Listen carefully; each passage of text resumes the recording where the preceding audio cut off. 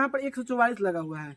उसके बाद भी यहाँ पर आशुतोष कुमार जी यहाँ पर पहुँच डीएम साहब ने 4 लोगों की घटना यदि ट्रेंड करती है तो हम लोगों को बड़ा मुबारकपुर केवल छपरा को शर्मसार करने वाली घटना नहीं है, इंसानियत को लेकर तो आप अपराधियों मैं को भी बचा। छपरा के मुबारकपुर में हूँ और आप एक देखे होंगे राजपा के राष्ट्रीय अध्यक्ष हैं जिनका नाम है आशुतोष कुमार जी। इन्होंने यहाँ पर घटना का जब इन्होंने सुना था तो अपने फेसबुक आईडी से पोस्ट किया था कि हम बिहार में आएंगे तो आएंगे पीड़ित परिवार से मिलने के लिए।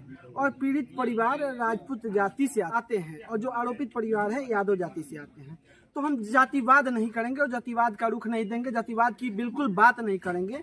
यहाँ पर एक इंसान की हत्या हुई है और पीट कर हत्या हुई है और इंसान की बात करेंगे कि उनको जो जिन्होंने मारा है उनको क्या कार्रवाई होनी चाहिए। और आशुतोष कुमार जी जो राजपा का राष्ट्रीय अध्यक्ष है, इन्होंने फेसबुक पर पोस्ट किया था तो उस समय काफ़ी चर्चे में चल रहे थे ये, और इनका चर्चा हो रहा था कि एक भूमिहार राजपूत का नेता कैसे हो सकता है, राजपूत मरे हुए तो वहाँ पे कैसे जा सकते हैं। इन्होंने मधुबनी में भी गए थे तो वहाँ पे कुछ लोग आरोप लगा दिए थे। तो आए दिन बिहार में हम लोग की कोई भी घटना होती है जातिवाद उसमें ऊपर हो जाती है। तो सबसे पहले हम मेरे साथ आशुतोष जी उपस्थित हैं और इस घटना के बारे में जानकारी लेंगे। और मैं बता दूं यहाँ पर 144 लगा हुआ है। उसके बाद भी यहाँ पर आशुतोष कुमार जी यहाँ पर पहुँच गए हैं और यहाँ पर उपस्थित हैं।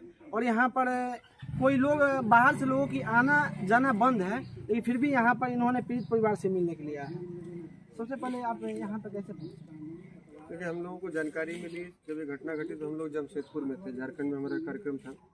तो हमने वहाँ से एक सोशल मीडिया पे ट्वीट किया और फेसबुक पर भी अपना पोस्ट पे ट्वीट किया कि हम जैसे ही यहाँ से आते हैं तो पीड़ित परिवार से मिलेंगे। अभी हम लोग कई गाड़ियों के साथ आए हैं, लेकिन वहाँ जब जैसे ही पहुँचे तो पता चला कि क्षेत्र में 144 लगा हुआ है। वीडियो साहब थे, वीडियो साहब ने डीएम साहब से बात की। हमने उनसे रिक्वेस्ट किया कि हम केवल परिजनों से मिलना चाहते हैं, बाकी उन्होंने डीएम साहब से बात की। डीएम साहब ने 4 लोगों को जाने की परमिशन दी। तो अभी हम 4 लोग यहाँ पहुँचे हुए हैं, बाकी लोगों को वहीं रुक दिए हैं।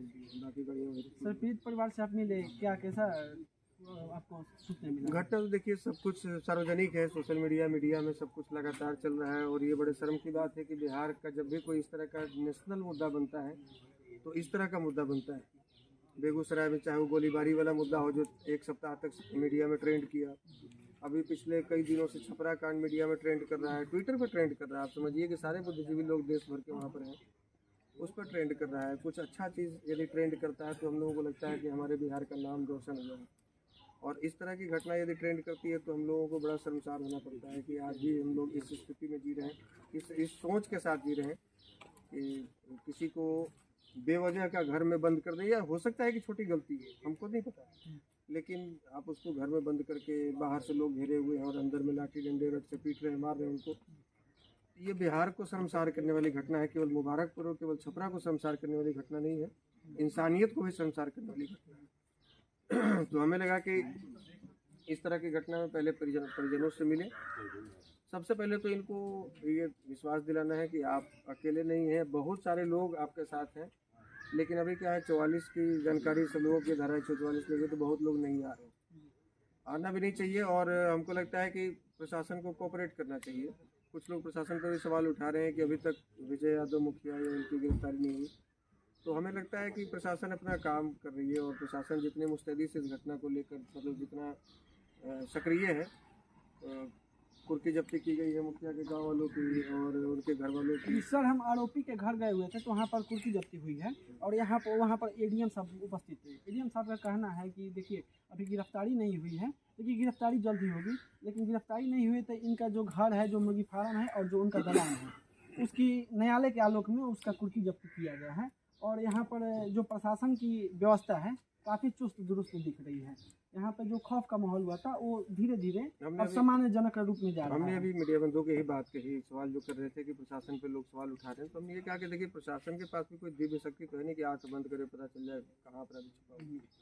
थोड़ा समय चाहिए और जो कानूनी प्रक्रिया है उसमें लोग लगे हुए हैं, उनकी जब्ती भी हुई है और आगे छापेमारी भी चल रही है। तो हमको लगता है कि थोड़ा विश्वास रखते हुए थोड़ा समय यदि हम लोग देंगे, प्रशासन को कोऑपरेट करेंगे तो निश्चित रूप से जो भी दोषी हैं वो पुलिस की गिरफ्त में होंगे। बस हम इतना ही मांग करेंगे आपके चैनल, चूँकि आप यहाँ के क्षेत्रीय चैनल चलाते हैं, तो हम मांग करेंगे कि यदि हमारी बात यहाँ के एसएसपी साहब तक पहुँचे, वैसे हम लोग मिले भी हैं, बात भी हुई है और भी आगे भी मिलेंगे, डीएम साहब से बात होगी।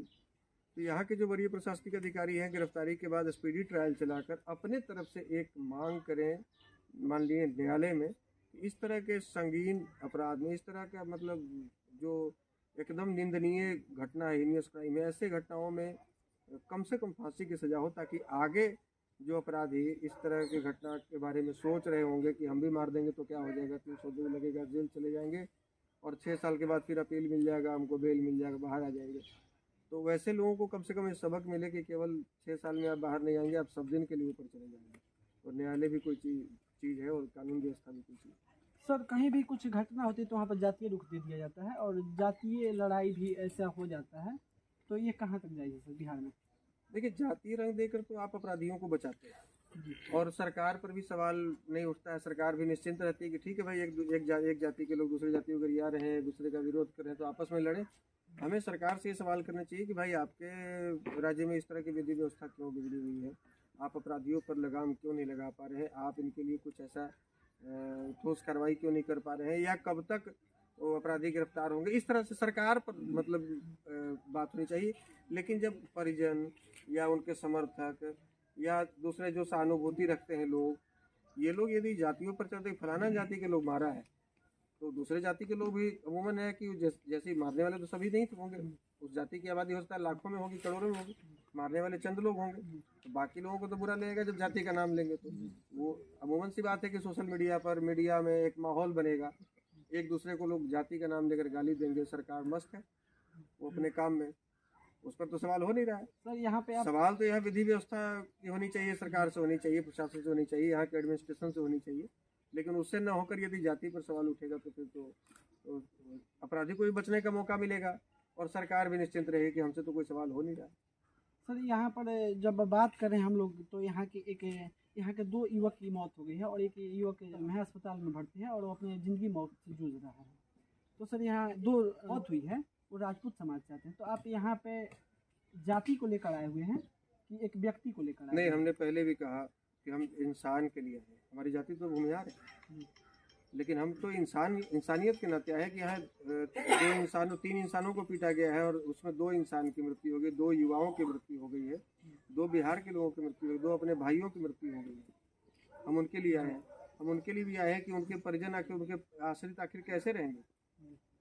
हमें जानकारी दी है, जो जिनकी मृत्यु, उनके चचा जी से बात हुई थी, कह रहे थे कि एक बच्ची भी है, पत्नी की हालत ऐसी है कि जैसे ही पता चला कि उनके पति की मृत्यु हो गई, वो हॉस्पिटल में एडमिट है, तो आखिर वो कैसे रहेंगे, उनको पूरी ज़िंदगी जीनी है, वो कैसे जिएंगे, इस पर कौन सोचेगा। आज बहुत लोग आएंगे, हल्ला करेंगे, चले जाएंगे, कुछ लोग सोशल मीडिया पर पोस्ट करके यादव और राजपूत करेंगे, कुछ लोग बहुत सहानुभूति दिखाएंगे, लेकिन 5 दिन के बाद सब लोग भूल जाएंगे। लेकिन वो परिवार, उसका तो दर्द जिंदगी भर नहीं जाएगा, वो बच्ची, उसको तो बाप नहीं मिलेगा। तो हम लोग इसलिए आए हैं ताकि जो हम भी आकर उनके परिवार को लौटा नहीं सकते, जो चला गया है उसकी भरपाई नहीं कर सकते हैं, जो नुकसान हो गया उसकी भरपाई कोई नहीं कर सकता, इंसान के भीतर ताकत ही नहीं। लेकिन हम लोग इसलिए आए हैं, 4 लोग ही आने दिए प्रशासन के लोग, बाकी सारी गाड़ियाँ और जो भी लोग थे सब उधर ही खड़े हैं चौराहे पर। हम लोग 4 लोग इसलिए आए ताकि इनको ये लगे कि हम अकेले नहीं हैं, पूरे बिहार से लोग आए, हमको यहाँ से कोई वास्ता नहीं, यहाँ से 200-250 किलोमीटर दूरी से हम आए। इसलिए आए कि आपके साथ में पूरा समाज खड़ा है, पूरा बिहार के लोग खड़े हैं, और आपके साथ जो घटना घटी भविष्य में किसी और के साथ न घटे, और इस तरह की घटना में जो भी अपराधी संलिप्त हैं, हम लोग लगातार ये मांग करेंगे, हम तो रिटर्न देंगे यहाँ के डीएम साहब को भी, एसपी साहब को भी, कि जैसे ही अपराधी पकड़े जाते हैं स्पीडी ट्रायल आप लोग करवाइए, और एक न्यायालय में प्रक्रिया है, आप अपने तरफ से यदि वरीय अधिकारी चाहते हैं तो एक प्ली लगाते हैं, एक रिक्वेस्ट लगाते हैं कि इस तरह के संगीन अपराध में जो भी अपराधी शामिल है उनको फांसी की सजा मिले। फांसी से कम मिलेगा तो फिर वो इस तरह के अपराध को बढ़ावा। अब 302 में कोई गोली मारकर भी हत्या कर दे रहा है, वो भी 302 की सजा काट रहा है, और 6 साल में उसको बेल मिल जा रहा है, 6 साल में अपील बेल मिल जाता है। और इस तरह के जो हीनियस क्राइम कर रहा है कि वो किसी के रेत कर जबा करके हत्या कर रहा है, किसी को लाठी डंडा रड और हथौड़े से पीट कर हत्या कर रहा है, उसको भी 6 साल में बेल मिल जाएगा। तो फिर क्या फ़र्क है, तो फिर क्या फ़र्क होता है। 3 घंटे तक पिटाई आवेश मिनट 2 मिनट के लिए आता है, किसी के जान लेने के लिए कोई गोली चला देता है, लेकिन ऐसा कौन सा आवेश है जो 3 घंटे तक लगातार पीटते रहे, इस मकसद से पीटते रहे कि उसकी हत्या करें।